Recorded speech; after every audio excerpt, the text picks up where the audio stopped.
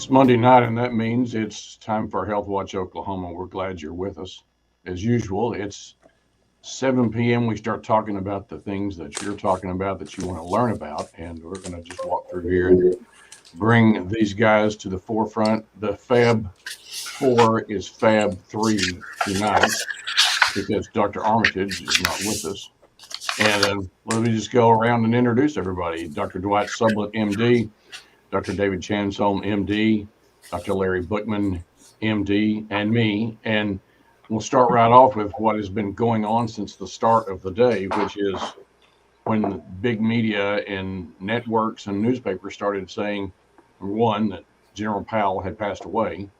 Number two, within 3 inches of that story became the word fully vaccinated. And I knew at that point that all HE double hockey sticks was going to break loose, and it has. It has turned into, what shall we say, one of those situations where that the misinformation and the outright just confusion has reigned this afternoon. I noticed some of the early tweets. I retweeted one from a network known for not being careful about this sort of thing. Some of those tweets were taken down.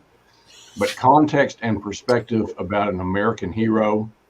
Tonight we're having to push back on the misinformation. We should be celebrating Colin Powell's life. Instead, Yes.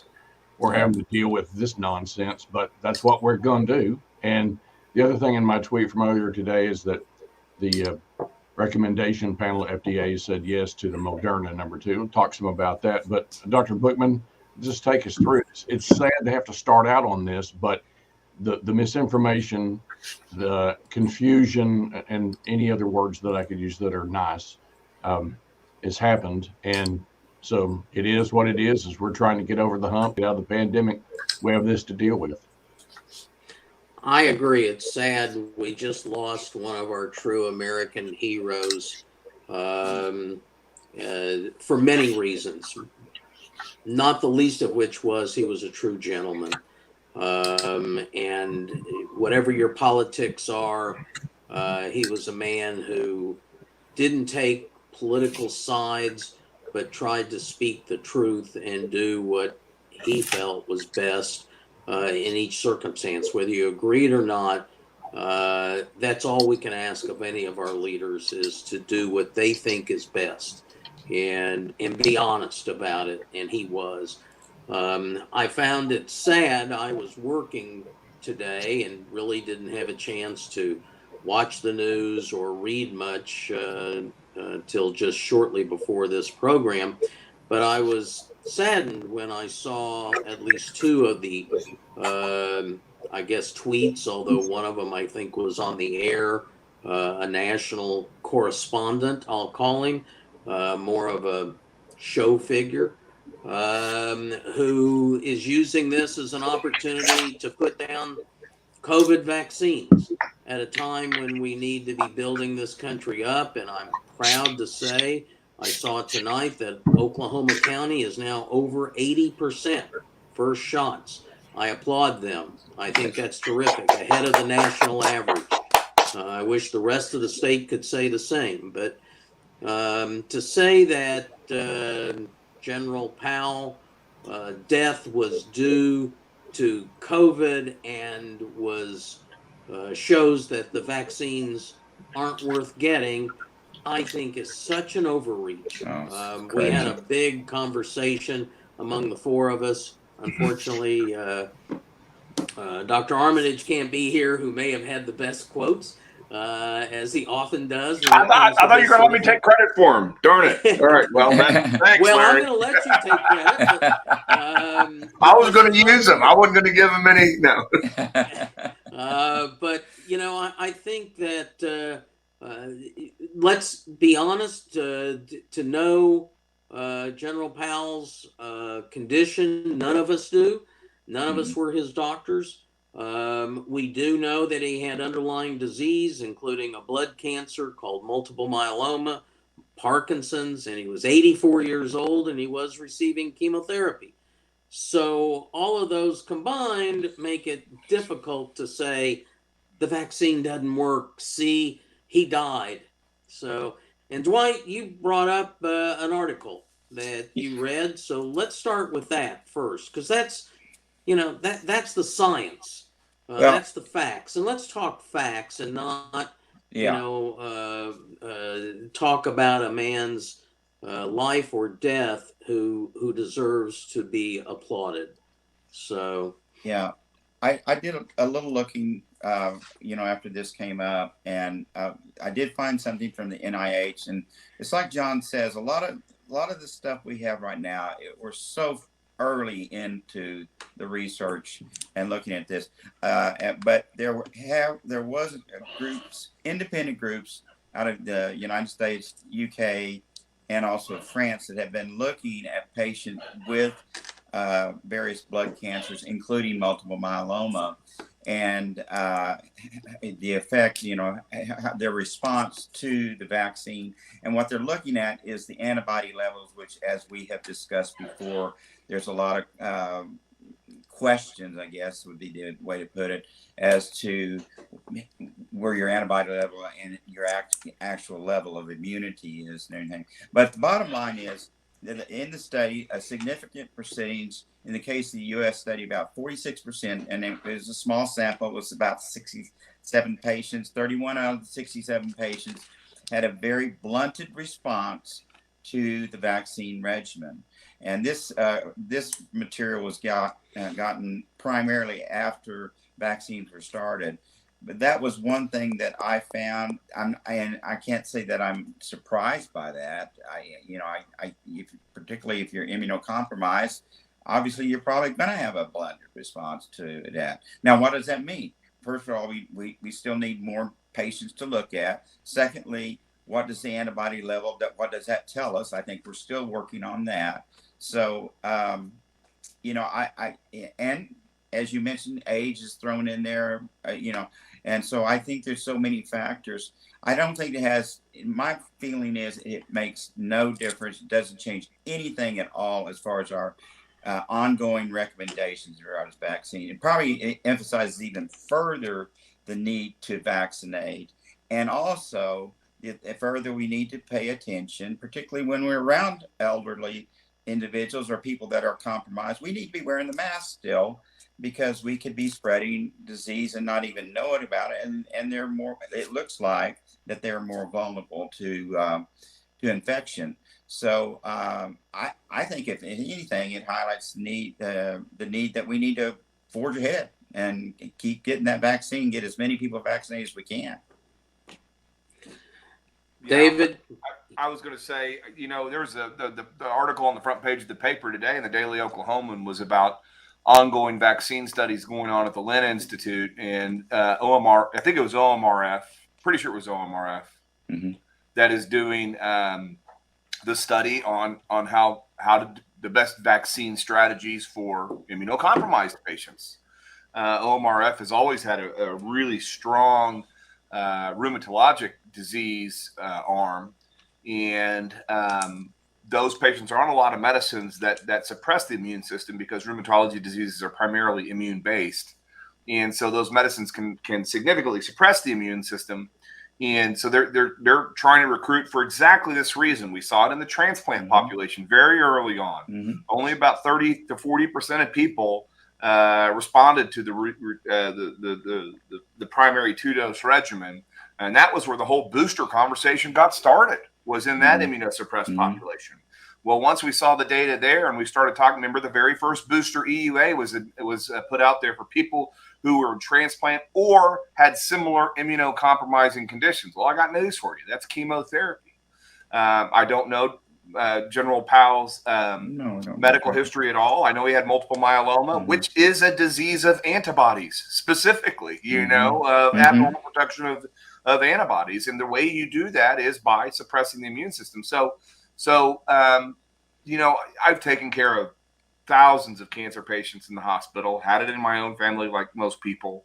I can tell you people with cancer don't necessarily die from the cancer. Rather, they die from complications because the cancer has weakened their body to a point, either the treatments or the disease itself has weakened their body to the point that they have another complication come up, either a stroke or a kidney failure or pneumonia or some other what we call opportunistic infections. These are infections that come on, or routine infections that are much more serious in people that have suppressed immune system, and they see the opportunity there because of the suppressed immune system to profligate. But the bottom line is I couldn't agree more with Larry's first comments. General Powell was an amazing man, an amazing man. This is the kind of man that we would need to make sure our kids know about. Born in Harlem, brought himself up, Vietnam War vet, first African-American chairman of the Joint Chiefs of Staff, if I'm not mistaken. You know, had people may not remember, a lot of traction behind that man running for president. And I think he would have you know, done very, very well, performed very, very well. He was polished. He was level-headed, and you know, appreciate the leadership that he showed, which is leadership we could use more of nowadays. That's what I'll remember about Colin Powell. I absolutely agree, and I will give Dr. Armitage credit. I liked one statement that he made especially, and this is from him, so I'm giving him credit for this quote, that a microphone can be a weapon of mass deception. And I thought that was terrific, because we have too many people with no medical knowledge, with no understanding of his disease processes, or what his medicines may have been, or what other conditions were going on, who are trying to say, look, the vaccines don't work. Let's not go there. Let's celebrate his life, his legacy, and leave this out of COVID. You know, he died from infection. We see that all the time with myeloma patients. You know, my brother died from myeloma. It's usually what ends up getting the myeloma patients. Remember, we all learned in med school, pneumococcal pneumoninia and renal failure. You're supposed to look for myeloma. You remember? I mean, you know, so yeah, he, it's you know, but and to Dwight's point, it makes it, you know, we still have to be cognizant, which is why it's so important that everybody else gets vaccinated. I think one of the tweets that we were circulating earlier, one of the comments on it said, it wasn't his vaccination that killed him, it was your lack of vaccination. Good point. Well, until we get everybody vaccinated, there's going to be circulating virus, and those who are most susceptible to it are still going to be. This highlights very clearly what we talked about last week, guys. The fact that when we have a situation like this, what happens? Knee-jerk response. We just, you know, well, it's got to be the vaccine, you know, and that's just, it's hard to, I agree with what John's saying there. Weapon of mass absolutely. deception. Couldn't be more true.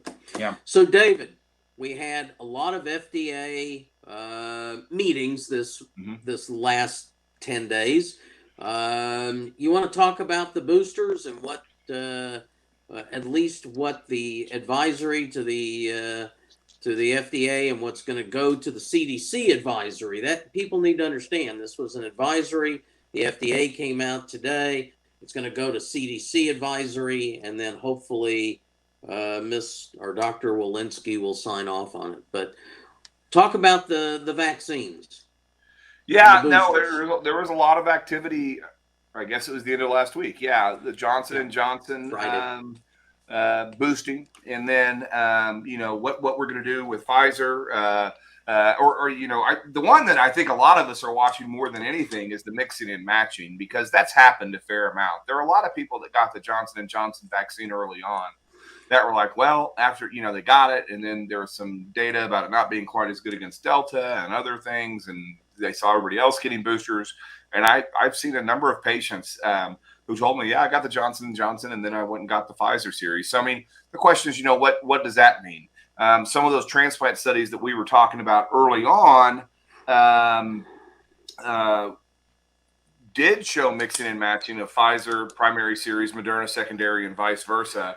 And what does that mean? You know, there was actually a trend towards people having a little bit more robust immune response in some of those cohorts if they did mix and match. So that is something that's coming out that I think, you know, we'll see where the CDC lands on all of this stuff. I'm not going to try and predict anymore where anything's going to go.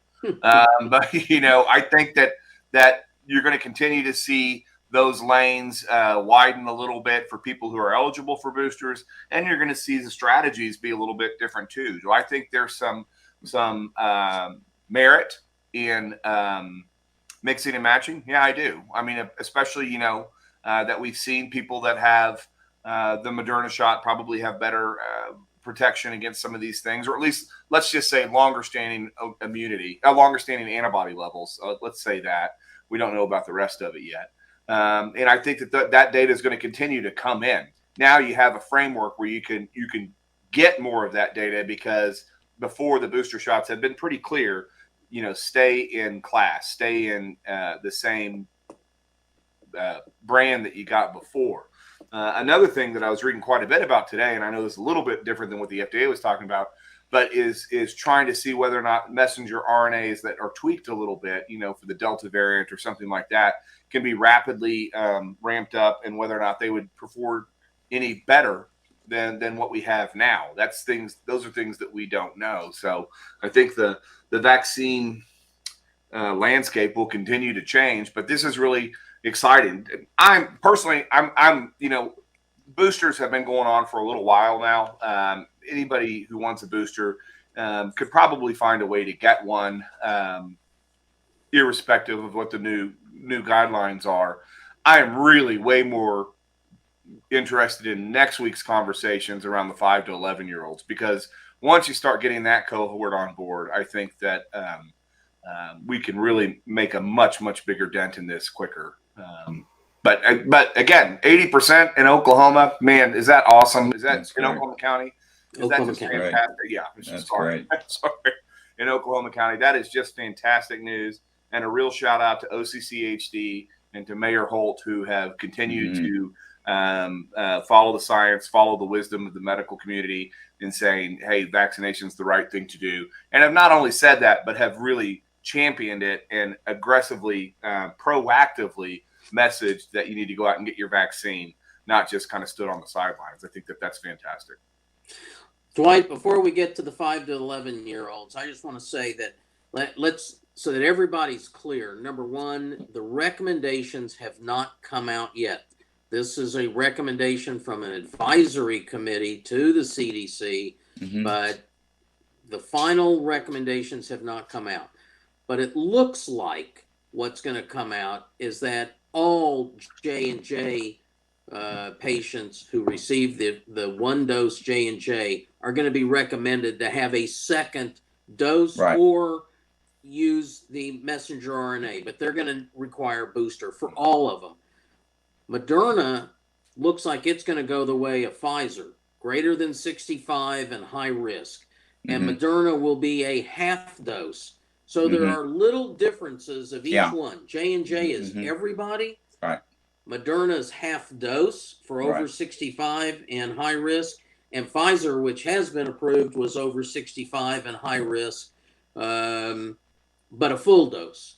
So each one's a little different. Patients need to know when they go in, what it is they're getting and maybe what it is they want, because I think there's going to be options now. You're going to, where before we were going all over the state to hopefully get a shot. Now people are going to be able to say, well, I'd like to get the Moderna, so I'll go here. Because I do agree with David. I think they're going to say mixing and matching is okay. I honestly believe that. We've already seen data that using either Pfizer or Moderna for those J&J patients seems to be very good. Whether it's better or not, I'm not going to get into it. Doesn't matter. But it's very good. So I do think you're going to be able to mix and match. What do you think about the 5 to 11-year-olds? I hear lots of parents, even among our friends on both sides, saying, I don't want to give it to my kid this early. I don't know if it's going to be safe. The numbers were not very large. So what are you going to tell all the parents?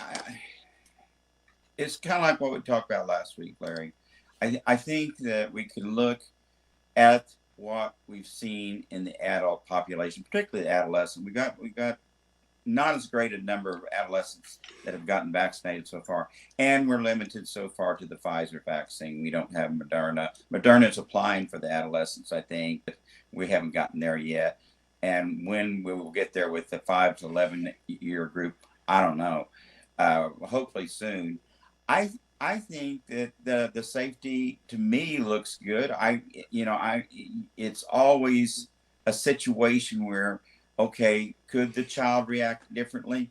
Possibly, but I think the odds are that that probably will not be the case. It would be nice to have a bigger sample size, you bet, and have more experience with it, and that sort of thing. But I just think that it makes sense to go ahead, based on what we've seen so far in all the prior age groups, to forge ahead, but obviously monitor day by day. And we've had situations where we've had to make changes on the fly through this disease and others. I remember with rotavirus, we had to do that at one time. We had to make a change in the vaccine, but it comes down to what's the safest thing for my child. Protection, I think protection is the safest thing. Being proactive, but that's the way I've always looked at it. I think most pediatricians look at it that way, and I think the kids will do just fine with them. I don't, there's nothing. It's not written in stone, but my thought is, forge ahead. We need to get how important do you think it is that they distribute the vaccine to the pediatricians, so that the pediatricians talking to their patient versus going to a county health or some big vaccine clinic? I think that's very important. I think even more, it's important for any patient. It's optimal if they can sit down with their doctor, their provider, and go over the pros and cons, discuss it, and and have that person following them up, that sort of thing. But I think probably with children, that even goes up higher in importance. Parents need reassurance. They need to be able to call back and say, "Hey, doc, this is what I'm seeing," and we're going to say, "Well, get them in, bring them by, let's take a look." And it makes all the difference in the world. If you've got a trusted provider and you can get it from them, that's the way to go. Period. Case closed. Yeah. David, do you have anything to add to that? No, I mean, I think that, when we look at, I think it's interesting, and I don't have hard numbers to put at this, but when you look at adult rates of vaccination and who was willing to get the vaccine as soon as it came out, I'm going to say it was around 40 or 50%, I think, right at the beginning, of who was just, clamoring for the vaccine. And when you look at the pediatrics, the pediatric data, it's about, I've seen studies, they're going to get their kid the vaccine. Yeah. I mean, already there you have a huge discrepancy of who's willing to do something for themselves. And granted, we know that adults do worse with COVID, and that probably factors into it and all that kind of stuff. But you're going to have a lot more runway for patients that need to hear more. And I cannot express how much having the vaccine in my clinic ready to inject somebody right after I've had that conversation with them has made a difference in some of my vaccine hesitant folks and some of my vaccine complacent folks. I'm seeing them for something else entirely, but we're having that conversation right then and there. Then I think for any doctor to say, I am so glad we had this conversation. Now, here's the website. Go make an appointment. Take another day off work to go get your kid a shot. You got to watch it for a half an hour. Yeah. I think having that tool at the physician-patient interface is so important to trying to get those numbers up. And it's not because you're bamboozling them or anything like that. It's like, hey, man, these parents are already taking a day off work to come to the pediatrician visit. They need to have that tool right then and there available for them so that they can get what's best for the kids. The other thing I would add to that, though, is you're right. Most kids aren't going to get terribly sick, but we have just seen way too much of the kid was okay, the immunocompromised grandma or granddad. We got Thanksgiving coming up. We've got Christmas coming up. There's going to be lots of family meals. I know I have got a pretty long invite list, and I'm going to have to fry a lot of turkey this year. So that's coming up, and we want everybody to be safe and happy. And the last thing we want is what we had last year, where some of those events became a super spreader, and even though everybody at the table might be vaccinated, let's remember that you still, there are going to be some people at that table who are going to be a little bit weakened, and you want as much protection as you can get. And their kids in the schools, it's and all the contact spots that the kids have, that are they're cancer patients or whatever, they're on chemo or that sort of thing. So they're going to be in contact with vulnerable individuals. But I just think protection is always the way to go. I mean, we've always been pro-vaccine. I know the Academy has no reservations about it. I haven't heard any concerns from any pediatrics groups. Have you? In fact, they're all they've been. You compare this to the OBGYNs. Bless them, have come very much on board with vaccines now. But they at first, they said it may be an option, and then after about 3 months of kind of some of the misinformation, they really came out and said, no, you need to do this. As far as I know, the AAP has really been, particularly since you have the adolescent data, has really been behind it very, very strongly. And believe me, I've been with the Academy for years. If there was something they were concerned about, it would be out. It would be out. Not only to us, the doctors, but to the public in general. And let's remember, most of the national vaccine experts are trained pediatricians. Most of them are not necessarily adult infectious diseases doctors, because that's not where the vaccines are given. Yeah. Most vaccinologists are trained pediatricians. Paul Offit, great example. Philadelphia. Yeah. R.J. Whitley. The people that are on that FDA advisory committee, most of them treat kids. Yeah. Well, and I think that this is also an opportunity and I do think pediatricians do better than adult, as I'm an adult internist, as David is. I think pediatricians probably do a better job of establishing a patient-physician rapport. But this is an opportunity, a great opportunity to sit down. Don't spend 5 minutes and say, "Oh, runny nose, don't worry about it. See you next time." No. Sit down, establish your relationship with your patients, talk to them, answer their questions, relieve their anxiety. I don't have any problem with parents being anxious, but the doctors need to talk to them. They need to take the time to really do what's called old-fashioned medicine. Back when I was a kid, doctors actually talked to you in the office. And this is an opportunity. This is a good to reestablish that. Right. So I hope physicians take that opportunity, and I hope more than 20%. I think it'll be there. I really do. I think once it gets rolling, if we're seeing good results, I fully expect to see good results. I think we'll start out low. Yeah. But I think you'll start getting the banter in the carpool line, and at the kids' soccer. Oh, you got your kid back there? Well, little Johnny looks word of mouth. It's going to go. It'll move it around. I think you'll start to see that. It'll just kind of roll on from there. Right. Well, let's talk about what the single word that's become probably the biggest taboo word in the American language in this last 6 months: mandates.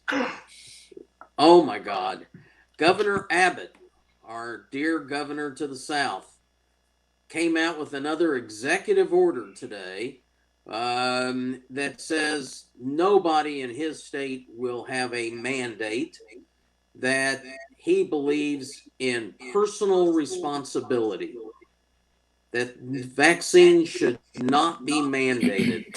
And I think that's great. I'm hearing feedback somewhere. I think that's great that he doesn't want mandates. I think in a perfect utopian world, everybody does the right thing, and we don't have mandates because they want to do it because it's what's right. I'm not sure we're seeing a utopian world today. So we've seen that mandates have increased vaccination by up to 30%. What do y'all think about what's happened to our South and maybe happening in this state as well? Because Governor Stitt has followed Governor Abbott many times. I think when you take away the stick, sometimes some of the behavior changes.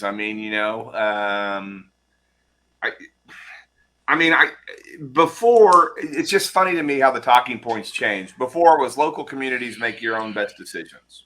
Well, and that worked for a while. That's what the beginning of this was. We're not going to, and now all of a sudden it's like, no, we're going to pass all these laws across across the board to appease the very loud 2 or 3% and to placate another 10 or 15%.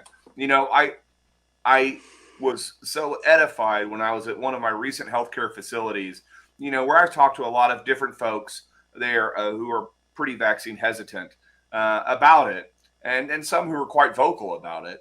And then we have a booster clinic, and there are hundreds of people there. And I'm just like, you know, we forget that the vast majority of people are probably for the vaccine, at least in Oklahoma County. I live in Oklahoma County. I do not live, you know, in Love County or somewhere like that. Right. And I don't mean to point out any specific county, but here in Oklahoma County, 80% of people apparently are pro-vaccine at least. So we forget sometimes that the vast majority of people are pro-vaccine. The loudest minority of people are anti-vaccine. And this idea of mandates, to me, I don't think anybody wants a mandate. We'd rather just everybody lined up and took the sugar cube, right? Like we used to do. But I understand, you know, where that comes from. To me, though, if I run a business, if I'm a small business owner, and I am a small business owner, you know, do I not have that right in my workplace to mandate, you know, these sorts of things for my employees because my insurance rates are going to go up if, you know, someone's sick? Look at all the self-insured plans now. You know, they're starting to charge more to people who aren't vaccinated. So they're going to find different ways to get the stick out there. I think it's only a matter of time until insurance companies start raising their rates. You know, they do it for smokers. We do it all the time. You know, unsafe drivers have higher insurance rates. I mean, so I think, you know, it's just words. It's just silly, and it's just more sadness to me about the death of respect for science. Yeah, it's so sad that the politics and the public health has gotten intermingled here. We just need to look at the science. We need to, and historically, I don't remember. Correct me if I'm wrong. Where we've run it, I know when polio came out. I'm old enough to remember. Oh my goodness, we were glad to have a vaccine. When we had vaccines for measles and all that stuff. Oh my goodness. And when we got a vaccine for Haemophilus influenza type B, I quit tapping kids back, you know, to check for meningitis. That just went away, you know. We were overjoyed, and none of this. We weren't hearing any of this that we've heard with COVID. Granted, this has come on so rapidly, and we've had to make moves rapidly. But the methodology that's been used has been great. The vaccines look great. The data, and we've got a lot of folks vaccinated now. I just don't. I don't know. I have trouble understanding it, but you know, I think that I think that employers should have the right to say, yeah, if you're going to work here, you need to be protected. So, well, I agree, and of course, Dwight, you and I are the only ones probably old enough to remember taking the sugar cube when it first came out. But you're right. I mean, we've gotten into a society where everything is, and there's nothing wrong with questioning it and learning about it, but not just being anti whatever it is. Because now what I'm seeing a lot of verbiage, a lot of loud people is, oh, we're against the flu vaccine because it's another vaccine. We shouldn't take that. And we've been giving the flu vaccine for decades. You know, it's not new. So it's not the fact that it's a new technology. It's not the fact that, you know, it's dangerous. It's not the fact that science isn't behind it. These people are just anti because it's establishment.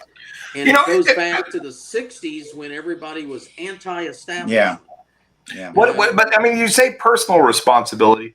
What about community responsibility? Exactly. What about social responsibility and your fellow man?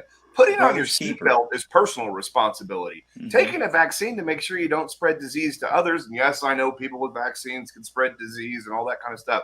But your duration of illness is much, much shorter. Your duration of contagiosity is much, much shorter. The likelihood that, you know, I have a responsibility to my kids to try and provide for them. I mean, what about all of this stuff? There's more than just personal responsibility, because he has to qualify it as personal. Because if you just said responsibility, well, then there's a lot of responsibility that people have to make sure that this community is as healthy as it can possibly be to everybody else. By taking the vaccine, you're doing that. You know, if you choose to eat a bunch of cheeseburgers and run the risk of a heart attack, that is personal responsibility, because I'm not going to give you a heart attack just because I really, really, really like pizza. You know, I mean, it's not the same thing at all. No. And it's no different than any other infectious disease when, you know, we've told kids, parents with children who are sick, running fevers, stay home. It's no different. I mean, why do you stay home? It's not because you're going to get better any faster. It's so that you don't spread it to the rest of the class. That's social responsibility. Exactly. Scott, you got some information, I understand. So I didn't get to, I don't think I got to tell this last week, but by the way, tonight, it's the second week we have an audience at YouTube, on YouTube Live. Hello, YouTube. We're glad to be here. Hope you're enjoying this. So as I was looking at News 9's YouTube, there happened to be a story from 1979.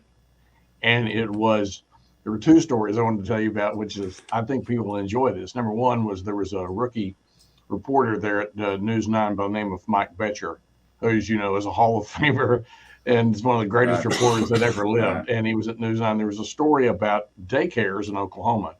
There had been a statute on the books for some time that people from Oklahoma City County Health Department, and by the way, I should say it is Oklahoma City County Health Department. The mayor gets a lot of props on that, but half of that board is appointed by county commissioners in Oklahoma. Yeah. So it's props to the folks at 80%. But the story was that the Oklahoma City County Health Department was going to start inspecting these homes that were home daycares. And it was funny because Mike was quoting some of the folks that had these that hadn't been inspected before, and they were saying, you're going to look in the closets where these kids are, you're taking away my freedom. And so I was getting a real chuckle about that one.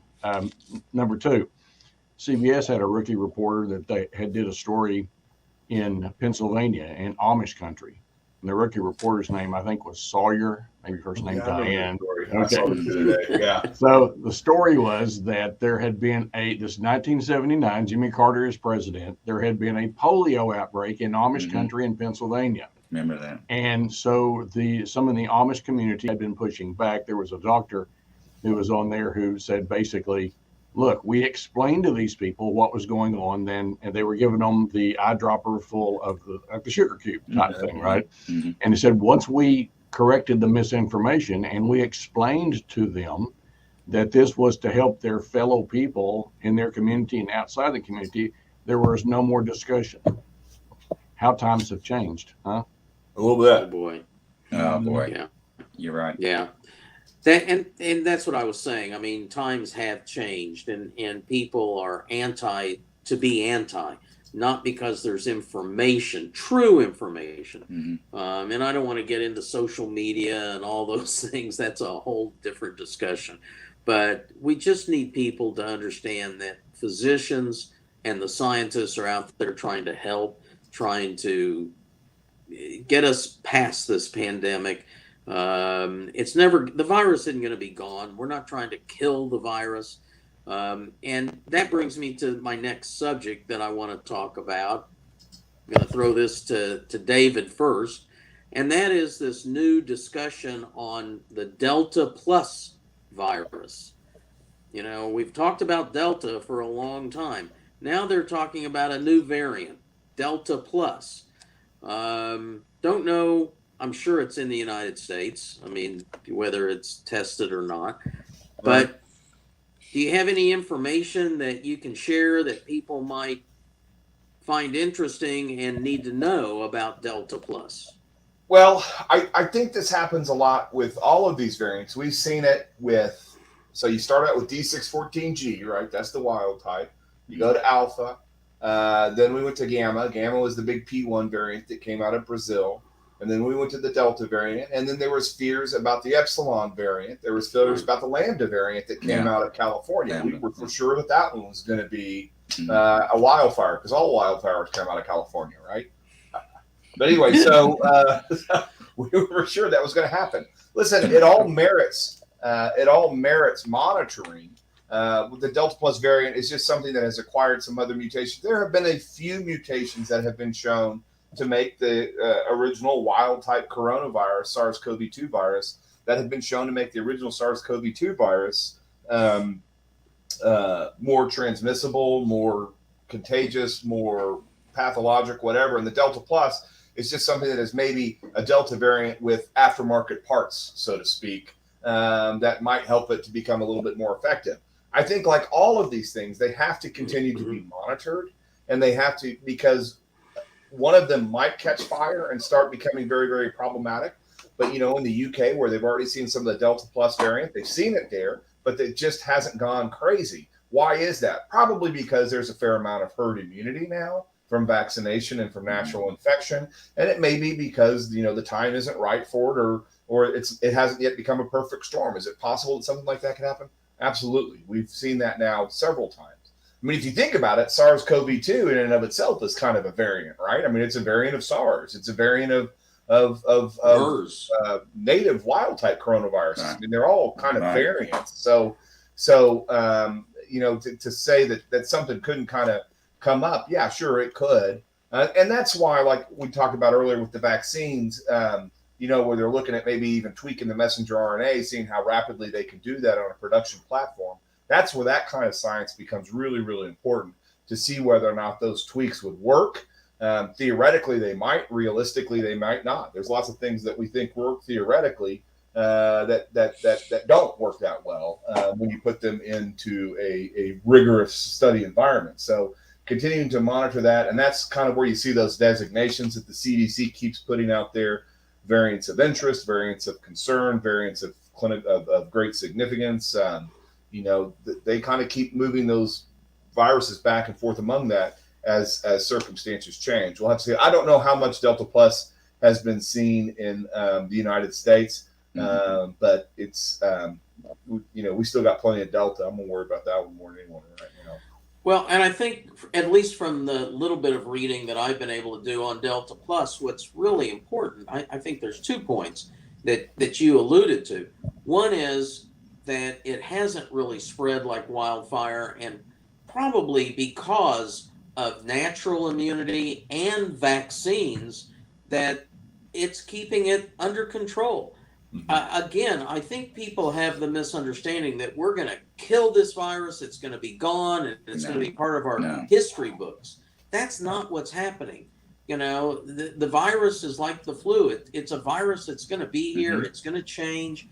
But as long as we keep it controlled by getting people vaccinated, and the more people who get vaccinated, the less transmission, the less mutation will occur. So, you know, I think that's number one. But to me, what's most interesting is what you brought up at the end. This is, again, where bench science, basic research science, is meeting clinical medicine. And I mean, if they can come up with mutation specific vaccines rapidly, that's really, I mean, that's amazing stuff. Oh, that'd be, well, I mean, you know, again, we still don't have the first protein subunit vaccine on the market in the United States. You know, traditional vaccine technology has still not made a presence here. Now, you know, the Novavax studies are ongoing, but all of the vaccines here are of the newer technology. And I'm not kidding. I mean, I've said this before. I foresee a day when a lot of vaccines are going to be messenger RNA vaccines, strictly from the technological standpoint and the production side of things. It is so much cheaper and more efficient to make these, and faster. Clearly, they are highly effective. Yeah, and it's quite effective. You know, it's not an easy book to read, but I will promote a book called The Code Breaker for all those who have not read it and want to learn about this. It's not a book that you have to be a physician to read. It is incredibly fascinating reading to see how quickly this all, from start to getting a vaccine on the market, how quickly these scientists got it out, worked hard, 24 hours a day, and how many different scientists at different research institutions were involved. Great reading if you haven't read it. So it took me a while to read it, but It was. At this point, we've got about 10 minutes left, and I'd like to know, Scott, I don't have the ability to see questions. So are there any questions that we've not been very good about saving time to answer questions the last few weeks? Most of the questions, we have leftover questions from last week, if I could get to a few of those. All right, here's one on here from Julie. Julie Yep. Lovegrove watches every week. Personal responsibility, question mark. How's that working for us, question mark? There's a question. Anyone want to take a stab with that one?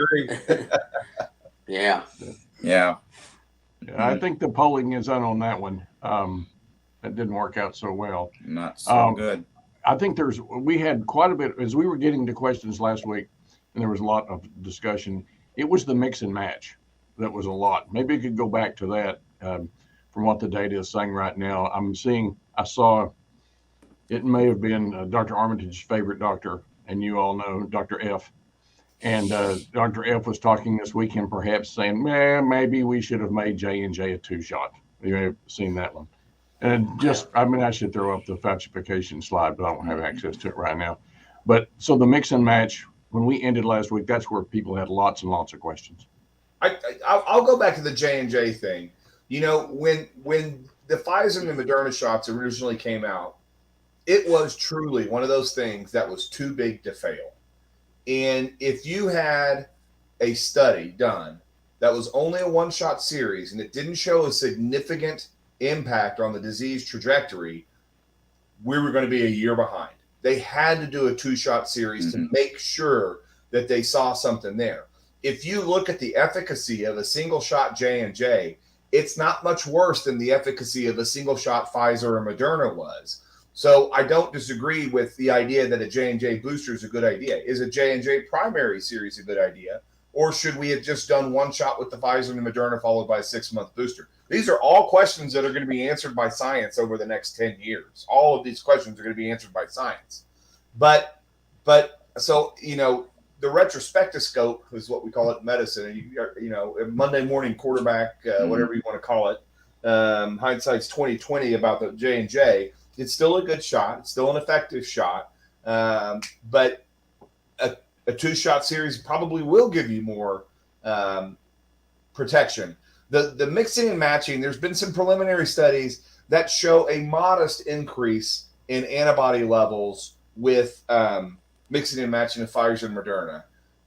So I think when those studies are finalized and are finally out there for public consumption, we'll see. Do I think it's going to be a huge impact? No. I think it has more to do. I think the reason mixing and matching is more important is just for availability. Listen, let me tell you, as a guy who does vaccines, as an office who does vaccines, it's a pain in the butt storing some of these vaccines. And it is easier to store. It comes in a multi-dose vial.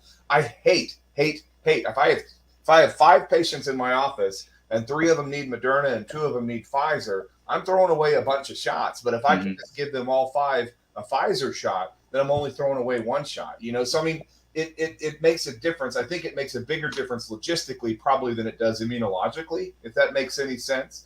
And what you're going to see is what we call a non-inferiority trial or non-inferiority standard of efficacy, where the intervention that you're studying has proven to not be worse than the standard of care at that time. So the question is really, is mixing and matching worse than staying in brand? And do people have any more adverse events or not as good of a clinical response? Again, there may be a modest improvement, but I don't think they're going to recommend mixing and matching because it's so much better than just staying with one vaccine. I think it has way more to do with logistics than it does with immunology. Yeah, I think you're absolutely right on that it has to do with availability, people not having to travel distances, you know, get what's available if it's about the same. But we do know that with J&J, I mean, the numbers, although small, incredibly small numbers that they looked at, but they went from, I think, 74% to 93% just with a second J&J shot. So I don't think there's any question that J&J needs a second shot. I don't care what it's going to be, but they're going to need a second shot. And I think the mixing and matching, we just don't know at this time until the studies actually come out. But I agree with David. I think it has a lot more to do with making ease of accessibility. I want to underline the point about the offices because, a lot of times we get shots based on, particularly if you work for a hospital group or whatever, based on a bid. And so if it's a situation where it doesn't matter whether you take the Pfizer, Moderna, or Johnson & Johnson, then economically it's going to make a difference. And you like it or not, you got to figure that in the mix here. And so that it'll make it where the offices have more accessibility if we can spread it around. I mean, I'll give you a perfect example. Moderna originally came out in a 10-dose vial, and then it went to a 15-dose vial. Yeah. And I was saying, I wish they would quit making it a 15-dose vial. I wish they would put it in a 5-dose vial. Right. Because now if I've got a 15-dose vial, and that's the only way they're shipping Moderna, and it's a half dose for boosters, I got to find 30 people that need a booster. And that's not easy. You're going to waste vaccine. Yeah, and I got to use it all within 6 hours. So I mean, it's potential for a lot of wasted vaccine if we don't do it. So I applaud it. I'm excited about it. I think it's a great idea. And I got news for you. There's some people who accidentally got the other shot. When they already didn't necessarily know because there are people all the time say, well, I can't remember which one I got. I'm pretty sure it's Pfizer. Okay, I'll give you Pfizer. Yeah. I know some people that have done it intentionally. Have gone in. I told the pharmacy that I had gotten Moderna, but I had really gotten Pfizer, and so I got Yeah. One other question more here. Yeah. And I want to do a shout out and a question at the start as I'm watching the little ellipse going across here as I get this last screen. So this is it's on Twitter. There has been an individual in Oklahoma on Twitter named COVID-19 in Oklahoma. I don't know him. We haven't met. Hope to at some particular point. On Twitter, COVID-19 in Oklahoma, who has been, since the beginning of the pandemic, the single best repository of information on a daily basis since this began. I mean, this is like going to Snopes about misinformation or whatever. This guy has been killing it. COVID-19 in Oklahoma has been watching us, and occasionally I'll get notes from him and he'll say, it's a good job, or I need to know more about this. And so a hat tip to COVID-19 in Oklahoma on Twitter. If you're not following him and you're interested in this, I will tell you will get zero nonsense at on his account. I mean, and he is good. I mean, he's got as much data as Anthony Fauci and even more, and does a better job of communicating it. And he has asked this question. There might be a trick. How many people in Oklahoma have been hospitalized from the COVID vaccine? I don't know the answer. I don't know how you get that answer. Knock on wood, I haven't seen anybody with it. I've read some concerning reports around the country, but I don't know. No. You'll hear anecdotal reports of people saying, "Oh, I had a friend or a cousin." Yeah. But the numbers are going to be in the handfuls. They're not going to be large numbers, and I haven't seen an actual study or report to actually report a specific number. We'll probably see that eventually on the VAERS data. But, to me, hospitalization means care requiring an inpatient stay for greater than 24 hours. I can promise you a lot of people went to the hospital with 102-degree fever after they got the second shot. Right. Probably checked in the ER for a second. Some of those people were diagnosed with COVID, by the way. I did it a few times, so I know. But hospitalization. I'm not going to sit here and pretend like there haven't been some reports of people with very, very serious side effects, but it is nowhere near the number of people who are unvaccinated who have very, very serious side effects from COVID. So, to me, it's a great question. If you believe the numbers. If we're at, how many doses are we at total now in Oklahoma? About 3.5 million. I think that's right. Just over 2 million fully vaccinated, something like that. Yeah. Over 2 million. Figure about 3.5-4 million doses. If you believe the numbers, that should translate to an adverse effect of maybe 20 to 30 people. But I personally have not seen any. Well, what he's saying is there are people out there saying, oh, we've got all these hospitalizations due to the vaccine, which is, and I think COVID-19 in Oklahoma knows what he's saying is you're getting all kinds of people making claims, like network people today claiming that the vaccine killed Colin Powell. I've seen some of those. It went from didn't protect him to killed him, just on Twitter in an evening. And so I do appreciate his work, and by the way, there are two Or her letters work. that If he you don't uses. know who it is, it could be a her. It's probably a he, but we're being very careful. I believe it is.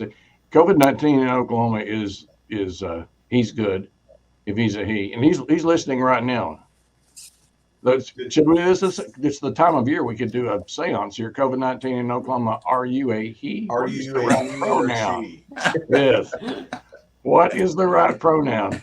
Because I'll tell you, his information is solid. It is as good as it gets. I have a sneaking suspicion I can narrow it down to a town and perhaps even responsible media, but it's only a hunch. What I do know is that I vouch for what he's saying because it has been solid since the very beginning of this. Well, and I think we need to give a shout out to all those people who are vocal, who have been on television, who have given accurate, factual information and supporting the vaccine. There's a lot. I think David said it best. It's a vocal minority who's against it. Certainly in Oklahoma County, the fact that 80% have gotten at least one shot shows the people are for it. And there's a lot of people speaking out. So I thank COVID-19, but I thank all the people. And everybody needs to speak out. We can't let a vocal minority run the roost. I guess it's rule the roost. I've got a question. Let me throw up on the screen here, if I could, doctors.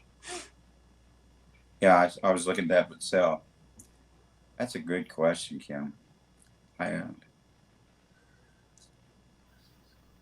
David, what's your thoughts? Well, I mean, 75 pounds, that's only 35 kilos, probably.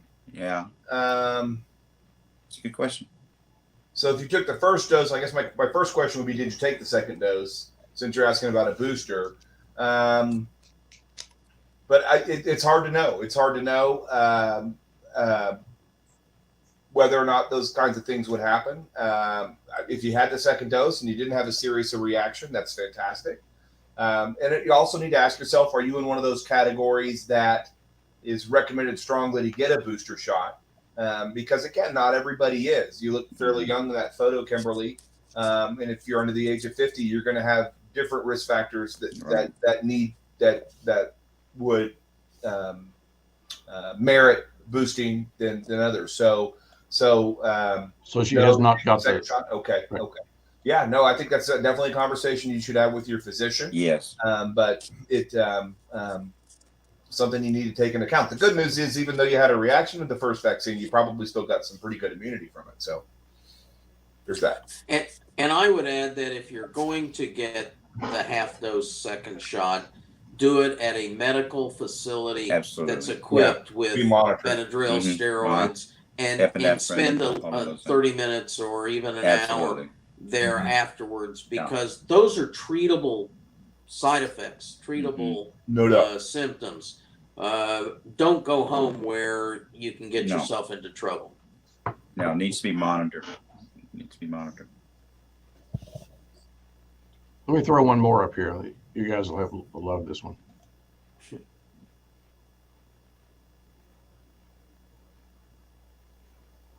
I got a different take on that, Miss Whittingham. I think that the federal government themselves actually bear a fair amount of responsibility for the addiction crisis when they told us pain was the fifth vital sign. Medicare's gotten a free pass, in my opinion. What company was the Sacklers? I guess. I don't know. I don't think they're making any vaccines, though. No, so no correlation. No correlation at all. No.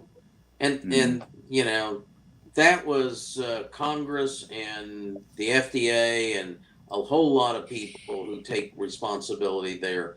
And David's right. We were told as physicians that pain was the fifth vital sign, and that, physicians shook their head when we were told that to start with. Mm-hmm. But, Yeah, we were given a lot of bad information. That's a whole different tree to Yeah. be dealing with tonight. I guess the last one that I'm seeing some messages, private messages, flu season coming. Last season, the flu season was really low. I saw a couple of stories this week. I think Dr. Chanston said last weekend you were talking about if I need to, well, I'll line them up and get into one arm, then the other. But people are, when they're coming in and they're asking about the flu and they haven't had the COVID shot, for example, what are you telling them? We talked Get about both. that last week, and we Yeah. said you can take them Get both both. at the same time. Yeah. And both at the same time. A lot of Again, people at the argue. very beginning, so a couple things. The very beginning, when they first had the COVIDs on the first EUA, it was recommended you not have another vaccine within 14 days. Right. And that's something that we've done before. For example, you're not supposed to get 2 live virus vaccines within a Right. month of each other. So Usually spaced we at don't about give 3 or 4 MMR weeks and apart, yellow yeah. fever together, for example. Yeah. But that's changed, and it changed primarily during the summer when the EUA came out for adolescents to get the COVID shot. It really tightened the timeline for children being able to get all their vaccines that they needed for school if they had these 2-week windows on either side of when they were getting the vaccine. And so as we did more and more studying on it and everything like that, it was pretty clear anecdotally and from more science, again, this is all science, it was pretty clear that it was okay to give both of those vaccines together, to give several vaccines together. And, you know, you had kids getting tetanus Right. shots, We you do get that all the caught up time. in the schedule at the same time as they were getting Yeah. COVID vaccines and things like that. And so that's why that changed. So the short answer is, you know, when we were giving out flu shots in the physician's lounge the other day, they were getting COVID boosters at the same time. Yeah. We've been doing it in the office. And influenza is so bad to be, it'll just hit, Mm-hmm. you know, like gangbusters. All of a sudden, you get caught off guard. You get the flu shot. Yeah, definitely. I got, and I'm wanting to know if I could answer a doctor question. Would you guys let me take a shot at this one? Okay, Estella's back. There are no long-term effects from the vaccine. Here's what I'll tell you. Estella, I'll let you know. I'm in the Moderna trial. But I listen to these guys each week. I can explain to you the long-term effects from COVID, and I'm not a doctor. How did I handle that, doctors? Took you a little while. I'll tell you what the long-term, a long-term effect of vaccination is immunity. That's the long-term effect you get from it. No, there's no aborted fetus used in the vaccine. Stop it, Estelle. Come on, you're trolling now. You just stop it. Yeah, I'm guessing she doesn't have the vaccine. Yeah, I'm guessing she's not won the vaccine. Yeah. Well, pretty good show today. I will tell you. I did post Dr. Armitage's statement, mass deception, not mass distraction, mass deception, he said. So we'll be without him for a couple of weeks. He's off enjoying life because he's vaccinated. So having a good time, as what we did a couple of weeks ago in Maine, where you had to have proof of vaccination to get in there. But it felt like freedom to us because we had our vaccine. It's an interesting take on that, wouldn't you say? So next week, I will tell you, we've mentioned them several times, but Dr. Patrick McGuff will be here next week. Oh, great. Because the FDA, I suppose, doctors, the FDA is going to be taking up, since the advisory committee gave the green light, will they be meeting this week to green light the Moderna booster? Will that happen this They're to week? meet I this. haven't heard the week. announcement Heard yet. that. It's odd because you're right, Scott. Usually we've heard when they're gonna make their. The final is October 26th. Okay, is that what it is? I was thinking. For Yep. some reason I had that in my head as the So that would be, kid stuff. But Week from Yeah, tomorrow? well, that's yeah, huh? yeah. So Great. a week from tomorrow? Yeah. That's So, when well, the Patrick's final- still going to I'm be not here. sure the kids stuff's going to get done before I November don't think it's it's going to supposed get to done before Halloween. I think it's going maybe in November. I'm hoping. Yeah, first week in November, they're saying. Yeah. Well, thank you all for tuning in. It's really great to be on YouTube, for those on Twitter, also on Facebook Live. LinkedIn, get your act together and approve us, and we'll be doing it on LinkedIn, but they haven't, and I'm not really sure when the government took over LinkedIn. But anyway, that's the way it goes. Thanks so much to everybody, Dr. Sublett, Dr. Chanston, Dr. Bookman, to our friends at News 9 News on 6, Ryan Welton, And if you're not following COVID-19 in Oklahoma, well, you're backing up, as the old country song would be. And we appreciate everybody doing what they do each week. And for you watching us each week, we'll be here next Monday at 7 p.m. if the creek don't rise too high. And it's a great moon, by the way, out the window tonight. So great weather. And can you see it, Dr. Chanso? No, I'm It's a looking good to the one. north. I'll go outside in a second. It's a good one. Hey, All right. can I throw one more thing out Yes, there? sir. Scott, I know you're trying to. Last week, I was just watching TV randomly, and there was a documentary out there from SSM Health, which is out of St. Louis, but they did an hour-long documentary called Behind the Mask. It was very, very good. Actually brought some tears to my eyes, and a lot of it was done at St. Anthony's here in Oklahoma City, who I can assure you has taken on quite a bit of COVID in downtown Oklahoma City. About a third of it was done at St. Anthony's, which is a member of SSM Health. A lot of it was from Wisconsin. A lot of it was from, I think, St. Louis, and one of their other. But it was very, very good. Featured some of our local physicians here, and one absolutely heartbreaking story from a local patient. Mad love to SSM Health for I mean, Bob Costas narrated it. I mean, that mad crazy production value, and it was very, very good. And I know it's out there, so if you get an opportunity to look at it, it really puts a human face on a lot of this stuff. All right, we find it. We will, if you can find it, Dr. Chansom, or I'll look I'll for look it. for it. Yep. And then we'll pass it on Twitter, on our Facebook page.